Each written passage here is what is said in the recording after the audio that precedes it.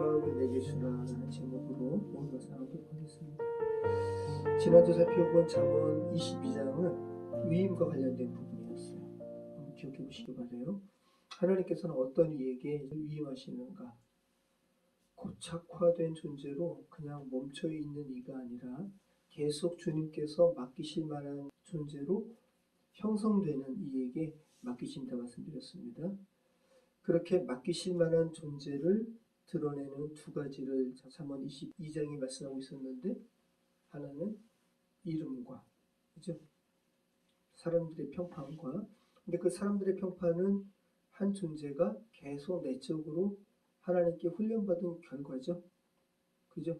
그 모습을 보고 사람들이 평판하는 거예요. 그게 이름이에요. 장례식장에 한 사람을 기리면서 이 사람의 삶은 이랬어 라고 말하는 게 이름이라고요. 그 이름과 훈육이라고 그랬습니다. 오늘 말씀 23장은 이제 하나님께서 어떤 사람에게 위임하시기 전에 반드시 확인하는 게 있는데, 무엇에 관한 말씀인 것 같아요? 마음이죠. 마음에 관한 내용이 잠언 23장에 가득 차 있어요. 자, 마음이 뭘까? 우리가 겉사람이 있고 속사람이 있는데, 속사람이 마음이에요. 그러니까 마음이 한 사람의 실체인 거예요. 여러분은 저의 겉모습을 보지만 하나님은 저의 속사람을 보시죠. 진짜 사람은 여러분 속사람이라고요. 성경 말씀에 마음의 문제와 관련해서 실패한 경우를 성경이 많이 나누고 있어요. 첫 번째는 창세기 25장에 에서와 관련된 거. 에서의 어떤 부분이 마음과 관련된 거예요? 그가 배고픔에, 그죠?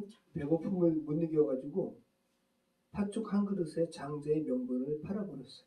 그 마음이 장자의 명분이 팥죽보다 못한 것으로 여긴 거예요. 그의 존재가 그렇다고요. 자, 그리고 사무엘하 11장에서는 다윗이 부하들과 함께 전쟁터에 나가서 적군과 싸워야 되는데 그 마음이 나태해져가지고 왕궁에서 거닐다가 결코 범해서는 안 되는 부하의 아내를 범했어요. 그의 마음이 그렇게 혼돈하는 그런 상황이 되었다는 거 성경이 계속해서 말씀하고 있죠. 열왕기상 11장에도 그죠? 이 잠언 말씀을 기록한 솔로몬 왕조차도 그 마음이 많은 부인들을 두었고 그 부인들이 가져온 우상으로 인해서 그 마음이 분산되어서 이스라엘의 우상을 가져와서 섬기게 하는 그러한 악을 범하게 되죠. 그러니까 잠언 말씀이 솔로몬이 썼지만 정말 잠언 말씀은 솔로몬은 하나의 통로였고 하나님의 말씀인 것을 우리는 알게 돼요. 이 잠언 말씀을 기록한 솔로몬조차도 마음이 여호와께 떠나게 되었으니까. 자, 그리고 열왕기상 21장에는 어떤 말씀이 있어요? 악한 왕 아합이 결코 탐해서는 안 되는 나봇의 포도원을 탐하다가 아내 이세벨의 조언을 듣고 나봇을 죽이고 그 포도원을 강탈했어요. 결코 탐해서는 안 되는 마음을 탐해도 돼, 빼앗아 버리자라는 마음이 이겨버린 거죠. 그래서 마음에 대한 문제라는 거 여러분 기억하시기 바라요. 예수님을 은 30에 팔아넘긴 가룟 유다의 경우도 그렇죠.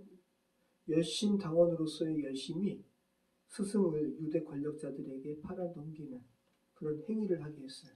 다 마음의 문제라는 거 여러분 기억하시기 바랍니다. 자, 잠언 23장 1절로 우리 3절 말씀 같이 읽겠습니다. 내가 반원과 함께 앉아 음식을 먹게 되거든 선과 내 앞에 앉아 있는 자가 누구인지를 생각하며 내가 너를 음식을 탐하는 자이거든 내 목에 칼을 둘 것이니라. 그의 맛있는 음식을 탐하지 말라. 그것은 속이는 음식이니라. 자, 이게 어떤 말씀인가요? 지금 굉장히 현실적인 장면이 등장하는데 어떤 사람들과 그 어떤 사람은 뭐냐면 관원이에요. 그 통치자예요. 통치자, 지배자와 함께 앉아서 음식을 먹는 상황을 설정하고 있어요. 삼가 조심하라는 거죠. 내 앞에 앉아서 음식을 먹는 자가 누구인지를 생각하라 라고 잠언 말씀이 말씀하고 있잖아요. 여기서 생각하며 라고 번역된 말이 뭐냐면 빈이라는 히브리어 단어인데 분별하라라는 거예요. 근데 이 빈이라는 단어를 2번 연속으로 쓰고 있거든요. 생각하고 생각하라. 다른 말로 분별하고 분별하라. 반드시 분별해야만 한다. 라는 거예요. 반드시 먹는 거를 떠나서 그 자리가 어떤 자리인지를 분별하라고 성경은 이야기하고 있어요. 그 상황을 분별해서 그 마음을 스스로 통제하라고 잠언 말씀은 이야기하고 있는 거예요.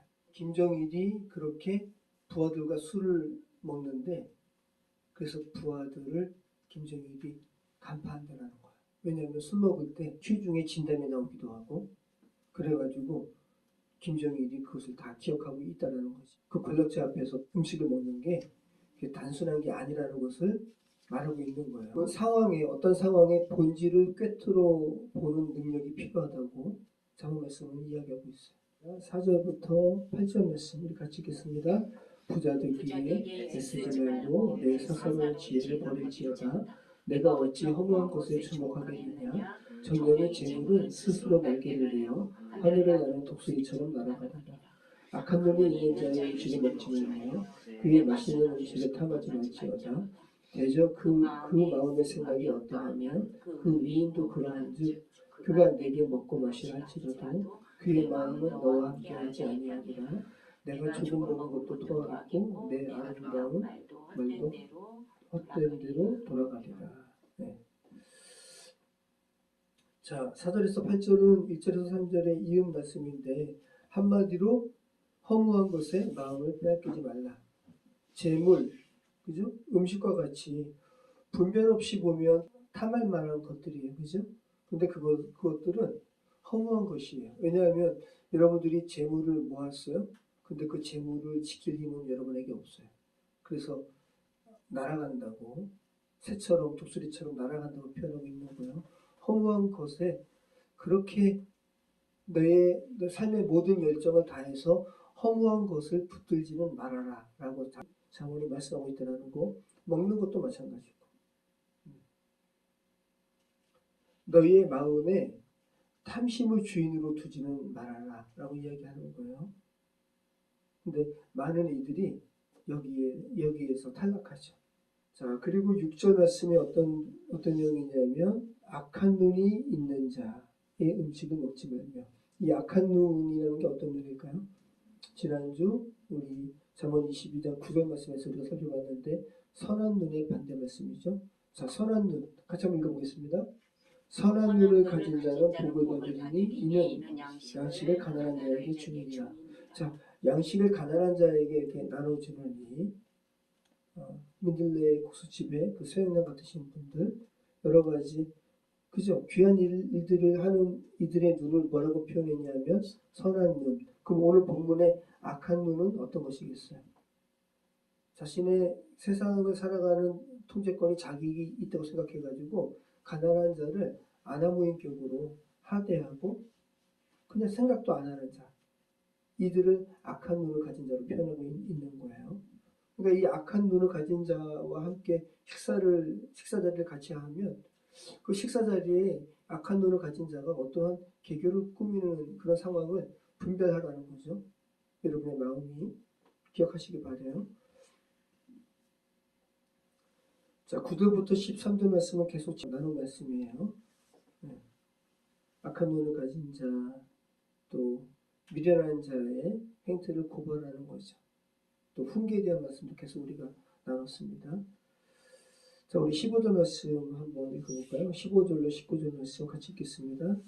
내 아들아, 만일 내 마음이 지혜로우면 나 곧 내 마음이 즐겁겠고 만일 내 입술이 정직을 말하면 내 속이 유쾌하리라. 내 마음으로 죄인의 형통을 부러워하지 말고 항상 여호와를 경외하라. 정령이 내 장래가 있겠고 내 소망이 끊어지지 아니하리라. 내 아들아, 너는 듣고 지혜를 얻어 내 마음을 바른 길로 인도할지니라. 자, 15절부터 19절까지 지혜와 쌍을 이루는 게 뭐예요? 16절에 있죠? 만일 내 입술이 정직을 말하면 내 속이 유쾌하리라. 그래서 지혜와 정직은 쌍을 이루어요. 이 잠언 말씀이 아이가 부모를 기쁘게 하는 두 가지를 말하고 있는데 지혜와 정직이라는 거예요. 자, 이 두 가지의 성품이 성인이 되는 자식에게 자리 잡았을 때 부모는 뭐하다고 이야기하냐면 유쾌하다고 이야기하고 있어요. 이 아라즈라는 말인데 너무 기뻐서 소리를 지를 정도로 기쁜 것을 이야기하는 거예요. 이 아라즈. 하나님의 지혜와 정직의 성품이 자리 잡으면 엄마 아빠가 기뻐서 소리를 지를 정도로 유쾌하다고 그렇게 이야기하고 있는 거예요. 20절로 25절 말씀 같이 읽겠습니다. 술을 즐겨하는 자들과 고기를 탐하는 자들과도 더불어 서지 말라. 술 취하고 음식을 탐하는 자는 가난해질 것이요 잠자기를 즐겨하는 자는 헤어진 것을 입을 것입니다. 너를 낳은 아비에게 존경하고 내 늙은 어미를 경외하지 말지니라. 진리를 사되 팔지를 말며 지혜와 훈계와 명철도 그리할지니라. 의인의 아비는 크게 즐거울 것이요 지혜로운 자식을 낳은 자는 그로 말미암아 즐거울 것입니다. 내 부모를 즐겁게 하며 너를 낳은 어미를 기쁘게 하라. 자, 이어서 계속 지혜로운 자에 대해서 말하고 있죠. 술과 고기를 탐하는 자들을 멀리하라는 거야. 술과 고기는 지금도 그런데 당시에서 술과 고기 단순한 음식이 아니라 고기잖아요. 비싼 거야. 근데 술과 고기를 탐하게 되면 어떻게 돼요? 가난해지. 그리고 잠자기를 즐겨하는 자, 게으르지 말라는 거죠. 계속 잠언 말씀을 통해서 우리가 나눈 겁니다. 그리고 하나님을 경외함으로 지혜를 전하는 부모에게 공경하라고 말하고 있어요. 너를 낳은 아비에게 청종하고 내 늙은 어미를 경히 여기지 말지니라. 그러면서 이어서 진리를 사되 팔지를 말며 지혜와 훈계와 명철도 그리할지니라. 그러면서 계속 이 지혜를 부모와 연결시키고 있잖아요. 24절도 그렇고. 왜냐하면 여러분에게 하나님을 경외하는 그 지혜를 전수하는 자가 부모라고 성경이 이야기하고 있는 거야. 그 여러분도 나중에 결혼해가지고 자식을 낳을 텐데 여러분의 자식에게 가장 우선적으로 해야 할 것은 여호와를 경외하는 것을 가르치는 그 책임이 가장 우선적으로 있다고. 이걸 여러분 기억하시기 바라요. 자, 26절로 29절 말씀 같이 읽겠습니다. 내 아들아 내 마음을 내게 주며 내 눈으로 내기를 즐거워할지어다. 대저 음료는 깊은 구덩이요 이방 여인은 좁은 함정이라. 참으로 그는 강도같이 매복하며 사람들 중에 사악한 자가 많아지게 하느니라. 재앙이 누게 있느뇨 근심이 누게 있느뇨 분쟁이 누게 있느뇨 원망이 누게 있느뇨 까닭없는 상처가 누게 있느뇨 붉은 눈이 누게 있느뇨. 30절로 계속 읽습니다. 술에 잠긴 자에게 있고 혼합한 술을 구하러 다니는 자에게 있느니라.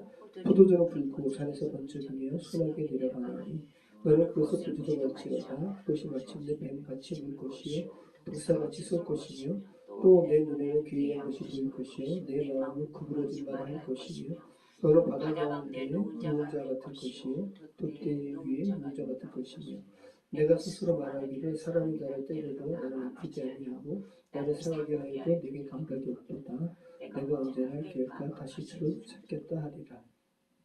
자, 30절로 35절 말씀은 술 취한 자의 어떤 상황에 대해서 이야기하죠. 눈에 또 이상한 게 보이고 또 구부러진 말을 하고 그렇다는 거예요. 그래서 자, 오늘 잠언 22장의 주제는 핵심적인 구절은 뭐냐면 26절이에요. 한번 다시 한번 읽어볼까요? 내 아들아 내 마음을 내게 주며 내 눈으로 내기를 즐거워할지어다. 여기서 이 내 아들아 내 마음을 내게 주며 할 때 일차적으로는 부모인데 부모가 어떻게 아들의 마음을 소유해요? 하나님께서 여러분에게 이야기하는 거예요. 너희의 마음을 내게 줘. 그리고 너희의 눈으로 내 길, 하나님의 길, 여호와의 길을 너가 좀 즐거워해봐. 이게 오늘 22장의 핵심이라고. 오늘 본문이 마음의 문제잖아요. 마음의 문제. 마음을 음식과 술, 음료 나오고, 그죠? 유혹의 문제인데 너희가 왜 유혹에 빠지는 줄 알아? 너희의 마음을 스스로 다스리지 못하는 너희 의지의 문제가 아니라 너희의 마음을 누구에게 두었는가? 소속의 문제라고 잠언 23장은 이야기하고 있는 거예요.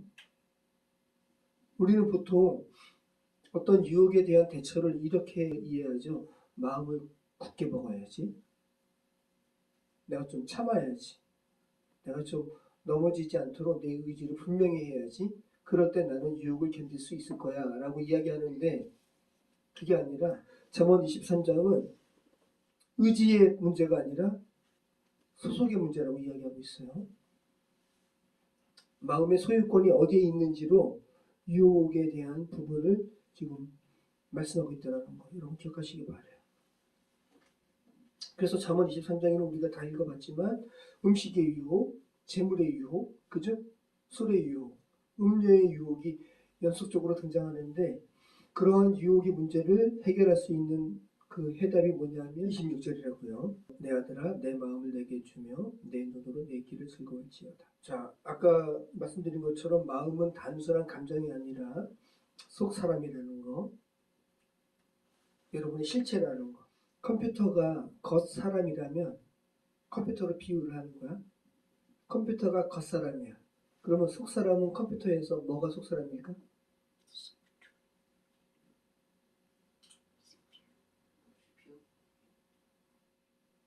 컴퓨터가 겉사람, 하드웨어라면 답을 다 가르쳐주고 있잖아. 그럼 속사람은 뭘까?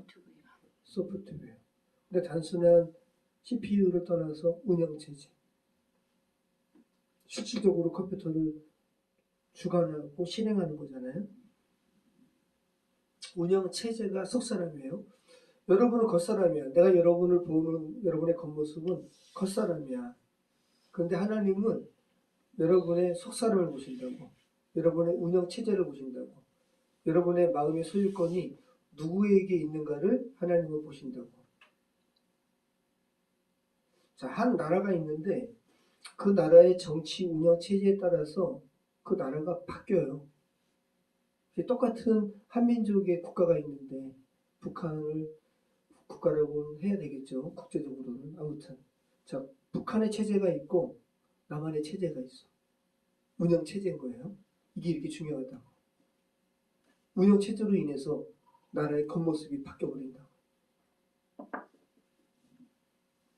그래서 내 아들아 내 마음을 내게 주며 라고 할 때 이 준다라는 게 히브리어로 나타내거든 넘겨주는 거야. 이양한다는 의미를 가지고 있어요. 주권을 이양하는 거. 이게 나타내요. 잠언 말씀이 유혹에 대한 대처와 관련해서 내 아들아 내 마음을 다스려라 라고 말하고 있지 않고 내 아들아 내 마음을 내게 줘라 라고 이야기하고 있다는 거 여러분 기억하시기 바라요. 내 인생의 조종관을 내게 맡기라 라고 이야기하고 있는 거예요. 여러분이 비행기를 조종하는 여러분이 조종수라고 생각을 해보세요 한번. 그런데 여러분이 비행기는 너무 빨리 지나가고 순식간에 몇 초 만에 엄청난 그 스피드로 엄청난 거리를 이동하니까 근데 만약에 하나님께서 내가 어쩔 수 없이 내가 비행기 많은 승객을 싣고 있는 비행기 혹은 전투기를 내가 몰고 있는데 하나님께서 얼마나 떨리겠어. 조종관을 잡고 있는데 하나님께서 그런데 야 너 그 조종관 잡고 있는 그 조종관의 그 핸들을 너 하나님 내게 너 조종관을 넘길 수 있다. 너가 그걸 선택하는 거야 라고 이야기한다면 나는 대번에 그 비행기를 조종하고 있는 조종관을 하나님께 맡길 거야. 왜냐하면 난 비행기 조종할 자신이 없거든. 잠언 말씀이 그 이야기하고 있다.